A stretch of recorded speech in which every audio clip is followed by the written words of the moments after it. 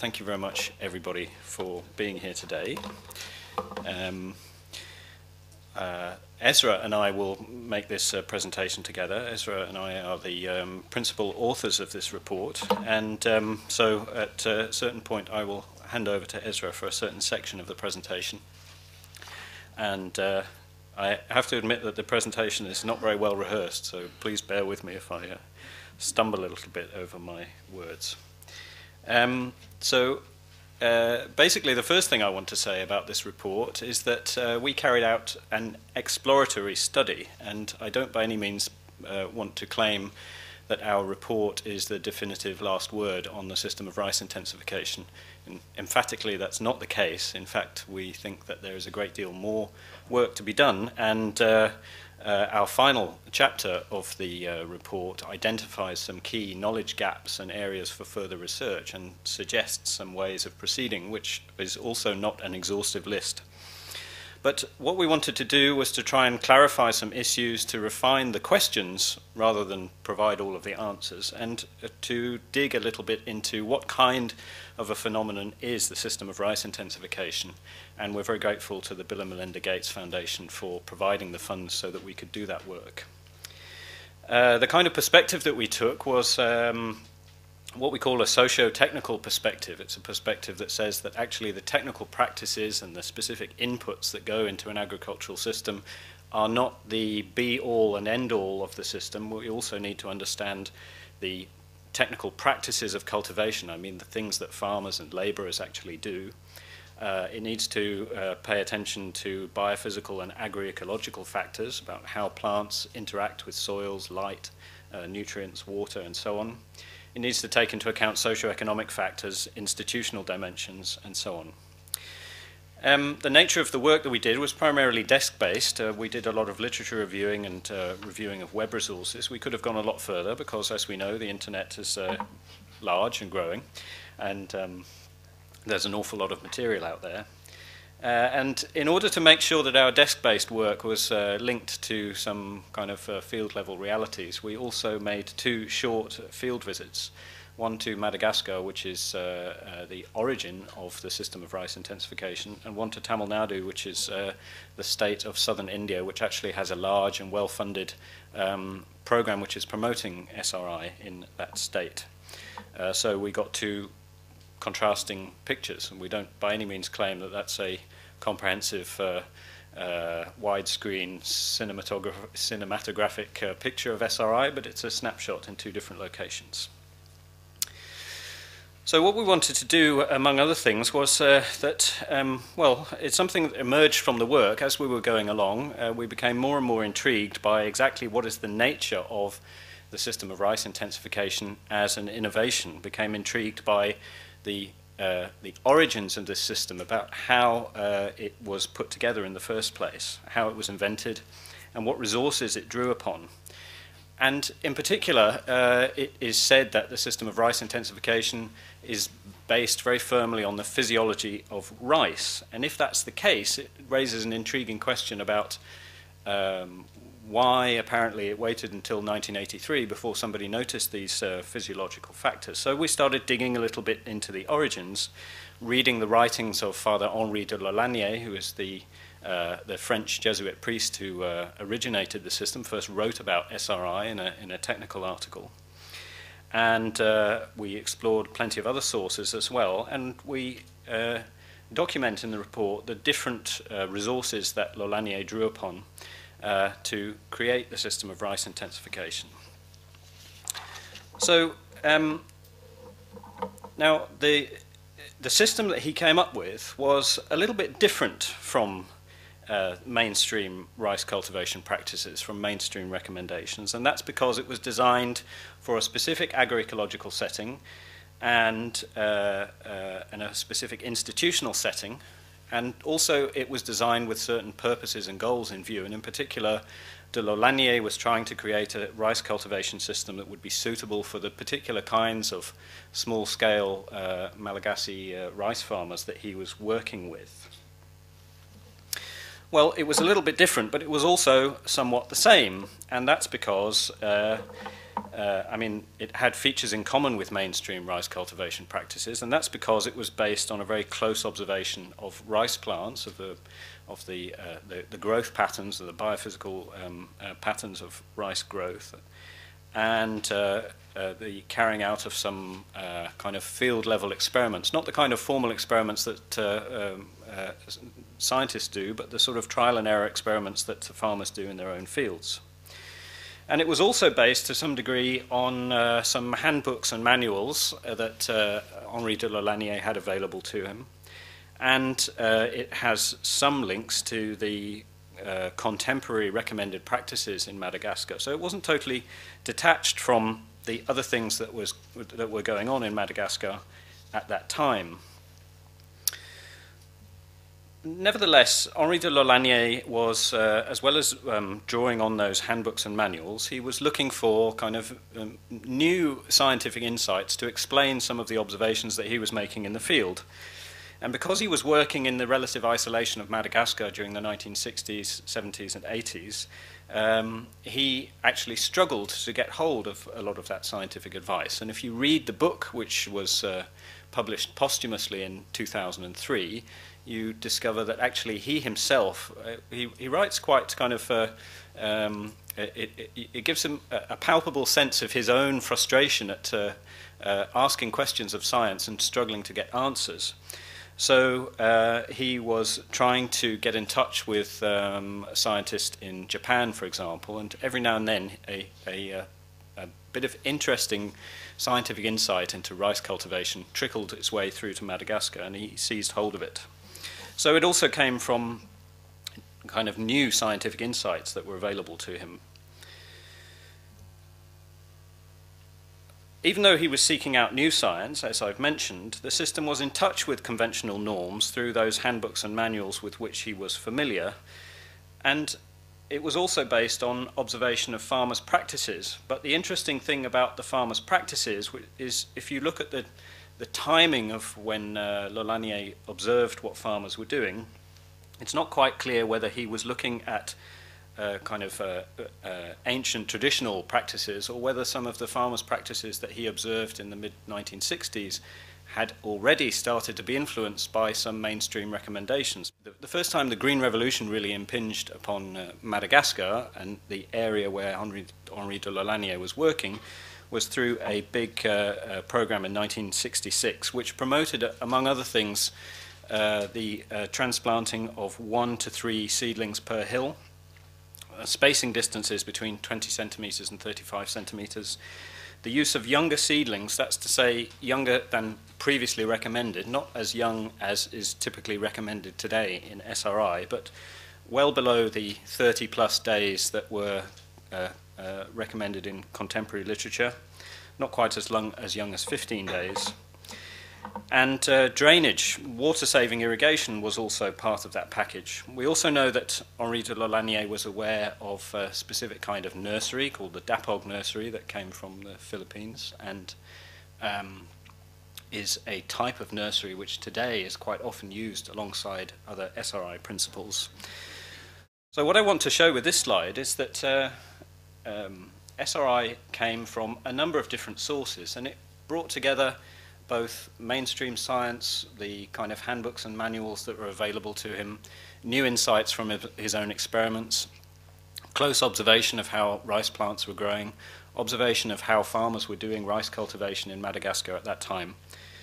So it came from a number of different sources, and I think maybe I can come back to that when we look at the knowledge gaps and areas for further research later on. So another thing which we did in our research was to look at biophysical studies on the scientific principles and scientific theory of how SRI is supposed to work. Neither Ezra nor I is an agronomist, but we realized that you can't make a serious study of rice cultivation unless you pay close and serious attention to those biophysical principles. So I'd like to record that we're extremely grateful to all of the agronomists and scientists that we consulted and that we met during the course of our research. And speaking personally, I very much enjoyed reading a lot of the scientific literature on the experiments that have been done to explore these principles. And the review which we did, we didn't try to draw any conclusions because we're not suitably qualified to draw any conclusions. And in any case, I think there are a lot of areas where conclusions are still in the future.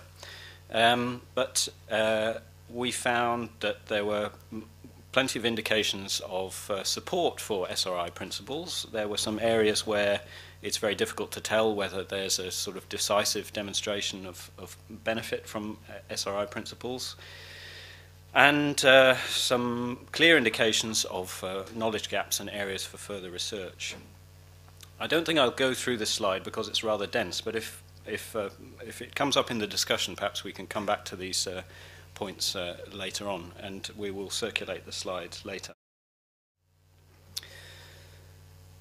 We also looked at the mechanisms by which SRI spread from Madagascar, and as I've already mentioned, the institutional setting where it was developed, that's to say the Madagascar of the Central Highlands in the 1960s, 70s and 80s and into the 1990s, were relatively isolated from the world economy, isolated from the worlds of rice science, and so that led Henri de Lalanier to fall back on his own agronomic training and his own capacity to carry out experiments and to observe the rice plants. And he was also building a system that was suitable for the constraints, the socioeconomic constraints of the farmers that he was dealing with in Madagascar at that time, which led him to construct farming methods which he thought would enable farmers to be more self-reliant. And that is particularly the case with regard to his recommendations for organic fertilizers instead of chemical fertilizers, particularly at a time when those fertilizers were becoming more expensive, of more dubious quality, and in any case less widely available in Madagascar. And I think that one of our conclusions in the report, and it's a relatively firm conclusion, is that this institutional history helps to explain why it is that SRI provoked some hostile reactions from mainstream establishment rice scientists when it came onto the arena. I don't say that it condones their reaction, but if you are a mainstream rice scientist, you have a laboratory at the International Rice Research Institute, and somebody comes and tells you that a Jesuit priest working in a seminary in the Madagascar highlands has come up with a new system for cultivating rice, which is different from your system and is better than your system. And then you look at that system and you see, well, there are some things which I recognize here because it's based on the biophysical characteristics of rice plants, and you see some other things which seem to you a bit odd and strange. Well, I think it's understandable, at least, that some of the reactions were hostile and kind of perplexed. So the institutional setting not only shaped SRI, but it also shaped how SRI was received when it came into the international arena. And one of the key ways that SRI has spread is through the role of key individuals. And I've included here charismatic personalities such as Norman himself, but not only Norman, because our research showed that there have been numerous individuals who have played key kind of catalytic roles as spreaders of information, as sort of knowledge brokers, as advocates. And it's not only to do with sort of a personal charisma, it's also to do with the positions of some of these people who have been in a position where they've been able to pull some resources together to carry out some experiments. And it includes, for example, Henri de Lalanier himself, and in China, a character like Yuan Longping, who is a very famous rice scientist in China. In India, M.S. Swaminathan, a famous rice scientist in India, and a kind of a guru of organic farming called Dr. G. Namalvar. Plenty of other characters with kind of a personal charisma, and then plenty of characters who had access to resources that they could use to carry out experiments to spread the word about SRI. And it includes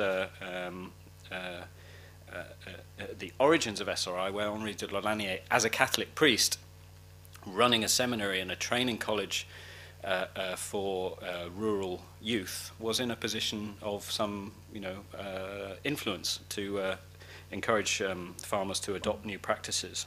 And there are other examples I could mention.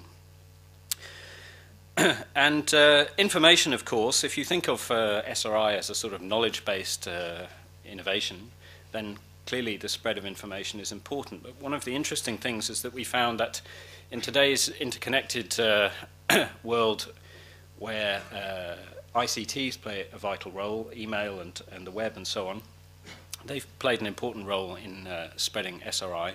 But interestingly, not at all levels, because when you get down to field level, there's that last mile, so to speak, where the farmers themselves in the field and sometimes the field level extension workers are not actually drawing that much on information that's available on the World Wide Web. So there is a sort of division there. So at this point I need to hand over to Ezra, who's going to say something about the patterns of adoption and the patterns of impact, and then I'll come back in a few minutes.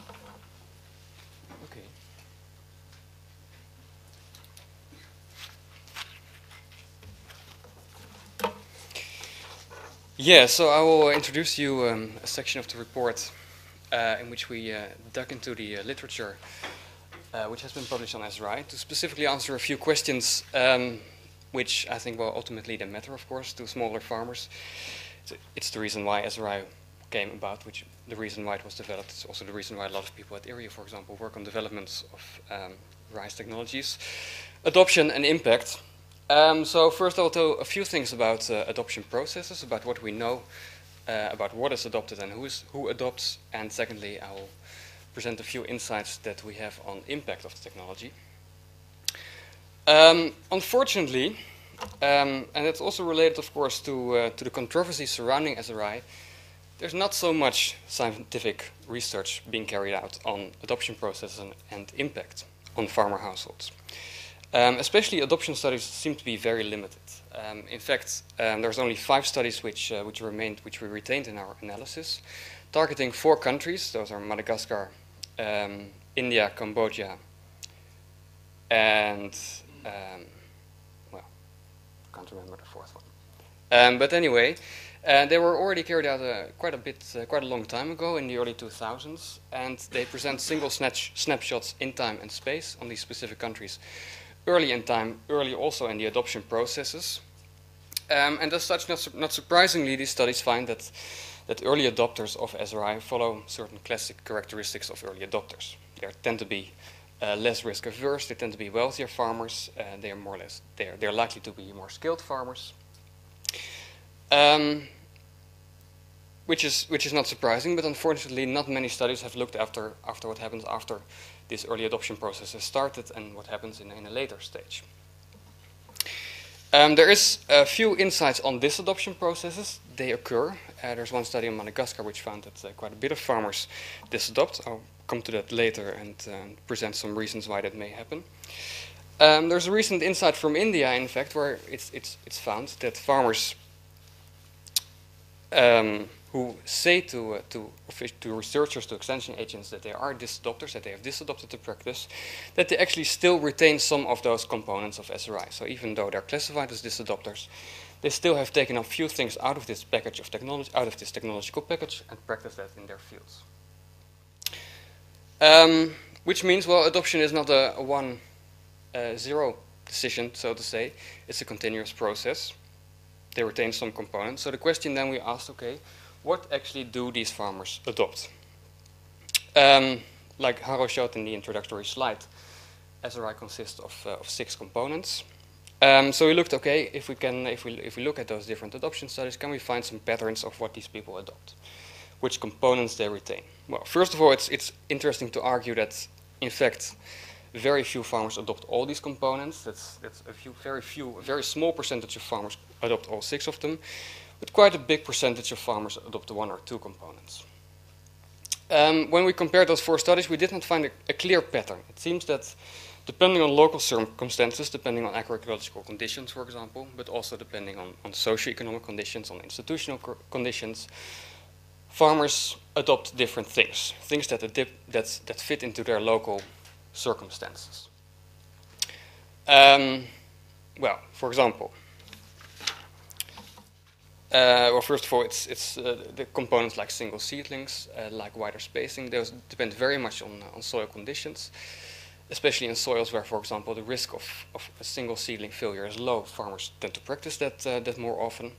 On poorer soils, it tends to be less frequent. Of course, the practice of alternate wetting and drying, that depends very much on institutional arrangements, whether or not you can indeed apply alternate wetting and drying to your field, whether that's organized within the irrigation system. So local institutional characteristics play an important role. The same can actually be said for labor supply. And, well, next to well, basically what I said in the previous slides, own characteristics play an important role. Like whether or not you're risk averse or less risk averse, whether you're wealthy, whether you have access to labor markets, for example, to pay, and you have access to labor market for skilled labor to pay for single seedling transplanting, for example, that matters. So clearly a lot of local heterogeneity, local diversity is observed. Then we try to look into a more general question. Can we say something about macro scale differences between SRI? It's clear that SRI differs from farmer to farmer, from region to region. Can we say something about difference between countries? For that, we looked at all the papers that we had access to, and actually we tried to record the definition of SRI maintained in those different papers. We tried to relate it to differences in country, differences across time, and we found that there are some significant changes across space and across time. First, across space. Seedling age. Seedling age tends to be very young in Madagascar, 7 to 8 days, usually reported in a lot of documents. But if you look at a lot of the literature coming from India, you'll find that seedling age is, in fact, quite a bit older. Around 15 days tends to be the median of reported seedling age in India. The same can be said for spacing recommendations. They tend to be wider in Madagascar, but smaller in India. I should actually say why I compare Madagascar and India. We collected a lot of information over the course of this project. And we had two field visits, one in Madagascar and one in India, and a lot of the literature we collected comes from these places. We have, of course, a lot of literature also from other places, but a very small sample from those different regions, from those other places. So it's hard to say something statistically about a comparison with other countries. Use of external inputs, that tends to be higher in India. There's some changes over time, actually correlated to those same characteristics, seedling age. And that also relates to the fact that a lot of the early documents we have came from Madagascar, and a lot of the recent documents we have come from India, so that same country or that same difference between India and Madagascar becomes apparent there again. Less reliance on organic fertilizers in India. SRI is usually, or is more often, more frequently promoted in combination with inorganic fertilizers and with pesticides, even in some instances.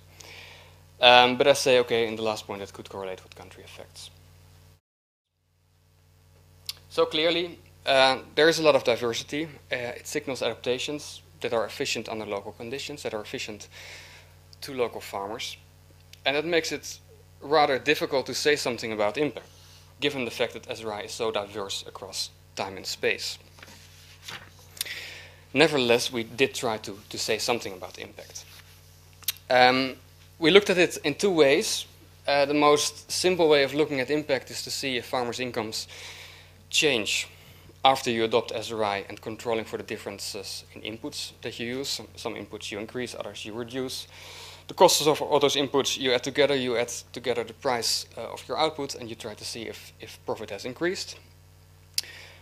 That's the most simple approach. But secondly, we wanted to look, okay, given the fact that profits increase, how does it come about? What types of inputs are used more productively? Through which channels basically comes this impact about? Well, that is somewhat easier said than done. I present to you a very stylized, simple production function, basically. So what we're looking at is, okay, given the fact that a farmer uses a certain amount of inputs, does he increase his output by adopting a new technology, by adopting a new set of practices, in this case SRI? If that's the case, then you would expect, then you see a higher output with the same level of inputs. and this input productivity has increased. But like I said, life is not that simple. At the same time, farmers adjust inputs, also because sometimes extension agents tell a farmer, well, it's better to use Ezra or any technology in combination with certain inputs. So at the same time, you see changes in inputs, and you may see a technology effect, and it becomes very difficult to separate those two.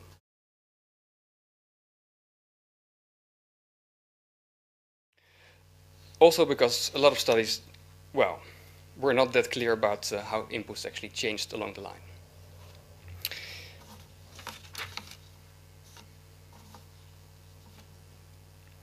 Well, nevertheless, we went about this exercise. There's a few more things that are important to note here. First relates actually to my first two slides about adoption. We saw that adopters and disadopters, or adopters and non-adopters, tend to be two different groups of farmers, and it's very likely that those farmers do not have the same mean yields. And as such, comparing yields between adopters and non-adopters after technology adoption will not give a clear insight in the effect of this new technology, of the new practice. That is clear to a lot of people. That's clear in a lot of the scientific literature we came about, but unfortunately a lot of people in the field were less clear in making that distinction. In fact, in some of the field visits, people tended to compare yields between adopters and non-adopters directly and suggesting that there was evidence of an impact of the technology. That is, of course, well, not the correct way. To other points, there are small samples, in a lot of cases non-random sampling may affect our insights. 21 studies were retained, different types of studies, adoption studies, on-farm trials, on-station trials. A lot of studies did try to control for sources of selection bias, not all of them. Nevertheless, a lot of studies report simultaneous changes in inputs or do not report details on all costs, and as a consequence, it is difficult to make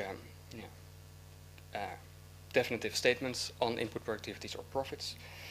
Nevertheless, we did find a few things which stand out from the literature, I think. So for 5 different inputs productivities, we looked at labor productivity. Clearly, there are large changes involved in labor allocation when adopting Ezra, in transplanting especially, in weeding as well, changes across the season as well. A lot of studies report that labor use increases, or actually the mean labor use across adopters change and increases. The question is, of course, well, it may not be bad if it's compensated by a significant increase in outputs, and hence an input labor productivity change increase. There's one study from Madagascar which finds that it is the case for a selective group of farmers, which may be related to soil fertility effects in those specific groups. But to summarize, it's not actually very clear what is happening there with labor productivity. That's clearly a big gap in our understanding. More stronger or clear indications are coming from land productivity. There are strong indications, like Dominic already touched upon earlier in the presentation, that Ezra practices relate or work better under some soil characteristics. High fertility levels, it works less good in saline and acidic environments. There may be something with iron toxicity, which multiple people hinted at. But altogether, it looks like that on better soils, Ezra works better as well, and better than conventional techniques. Well, seed productivity I can be very brief about. Clearly, seeds are being reduced, seed use is being reduced, that increases seed productivity. Water productivity is important. A lot of people say that as a clear benefit of the technology, but there's very few quantifications, in fact, about it. Well, those things tell something about means of returns to farmers. That is important, but a lot of farmers are interested to know how certain are they in achieving those means. So they want to know something about the distribution of outputs, about output variability. Basically, all the studies, except for 1 or 2 that we looked at, suggest that actually the variability of outputs increases under Ezra, so that it becomes more variable. That actually could also be related again to selection biases. It could be that those farmers who adopted it at first instance already had a higher variability of production output. And it may not be very bad, of course, if especially it increases the chances of getting high yields. That may be very good. It's what matters most to farmers is, of course, the downside risk, the risk of not achieving a certain target levels of yield. Information on that is not existent to our knowledge.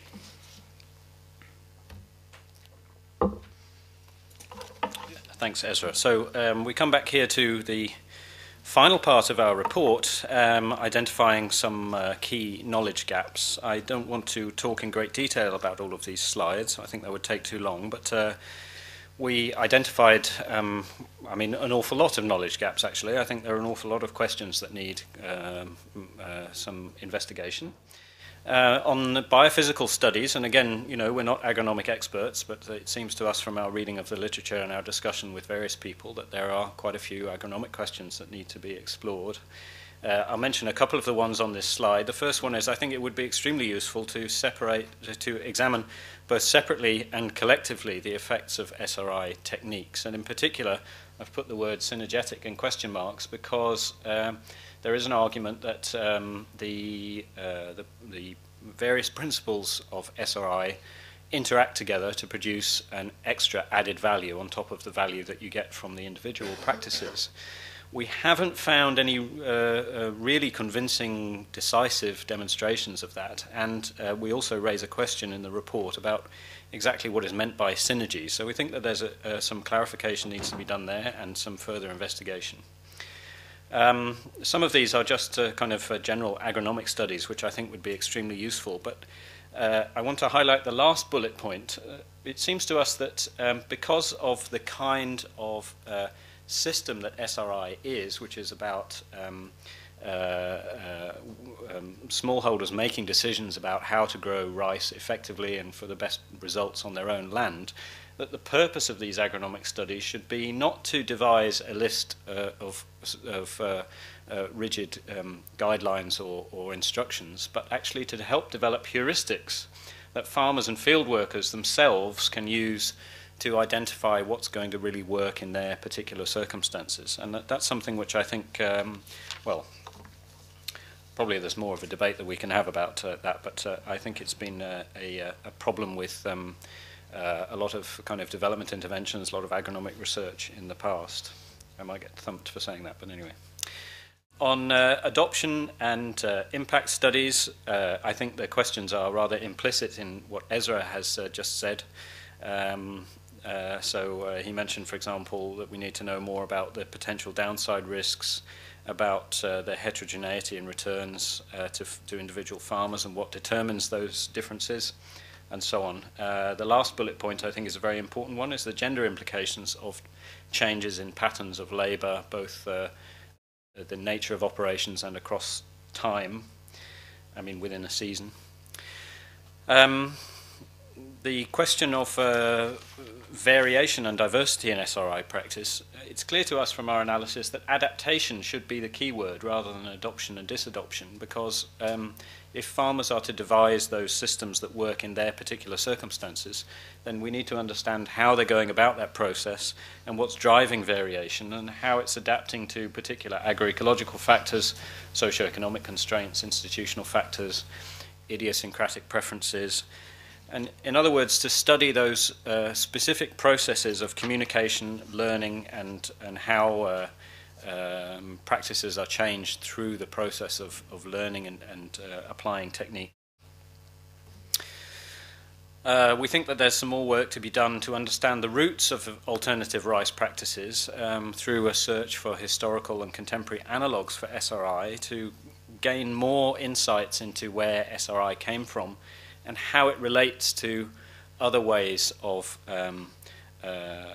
growing rice. And I say that in particular because since completing this report, we've been doing some more kind of reading in some quite old field manuals and so on, which suggests quite strongly that what's in fact happened is that it's not that SRI has come is a new technique, but it may be a revival of techniques that were applied before the Green Revolution came along. So I think if they've been submerged somehow, or maybe they've continued to exist in particular pockets, then that is extremely important and interesting for us to understand.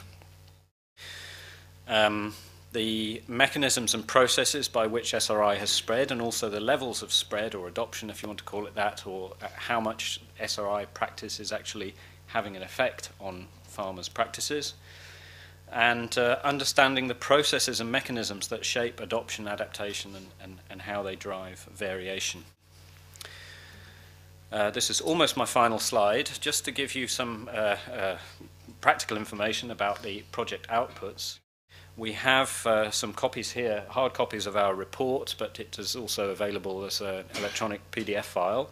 It's some 200 and something pages, and I invite you all to study it and give us your comments. We also produced a database of the various literature documents, including newspaper articles and so on. We have some Chinese documents that need to be added to that, but we're currently in the process of working out how we can get that hosted online in a way that will make it accessible to a wider public.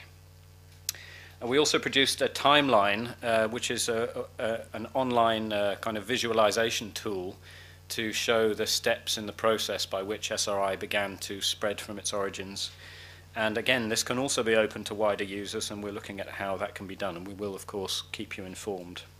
But I want to end with this slide, and the reason I put this slide in is because we've already had some informal comments and reactions, and I'm pleased to say that some of them have been very encouraging, but the report has also been criticised, and so I want to kind of summarise what we've said on this individual slide. And the first thing I want to say is, as I mentioned a few moments ago, I think it's a mistake to see SRI as a radical novelty in rice cultivation, because we've started to uncover the roots that it came from, and they're not only from a decisive, original new insight that kind of sprang into being in November 1983 in Madagascar, but it also had roots in some rice manuals, in scientific research, in existing farmer practices. And as I say, I'm more and more intrigued by the possibility that this may represent a resurgence of the way rice farming used to be done before the Green Revolution came along. And I think that that's an important insight. And point number two is that SRI has a firm basis in farmer practice and scientific insights that are tested in examples from different times and places, which is not to say that I am giving a sort of, stamp of approval to the system of rice intensification. As we said in previous slides, there are still lots of questions to be uncovered. But once you understand that SRI has these roots in historical practices and in questions that have been examined for many years by agronomists, then you understand that SRI cannot be dismissed as just some kind of crazy fad from a lunatic priest in Madagascar. That won't wash. Thirdly, the development, and this I think is a challenge for the sort of mainstream, the international agricultural research system. The development of SRI reflects the disconnection that certainly existed in the past, and I think still exists today, between the international agricultural research centres and field-level development workers who are in need of and looking for information and advice that can help them to do their work, and struggling to find it. And it also shows the importance of tailoring solutions for a particular time and place, because unless the advice, the information, the scientific insights coming from the IARCs is actually relevant to those field-level challenges and problems, then it's not likely to be applied, it's not likely to be very useful. And that leads me to the fourth point. I think the spread of SRI indicates that there are people actively searching for alternatives to the Green Revolution approach. So people who perceive problems with the way rice cultivation and other agricultural production has been done since the advent of Green Revolution, high input, high petroleum methods, and they're looking for an alternative, which I think is a challenge in and of itself to the people who are still trying to push those methods. And as I say, it may perhaps be a revival of cultivation practices that existed before the Green Revolution came along. So I'm going to stop talking now, and I know that we have some comments from others in the room. Thank you.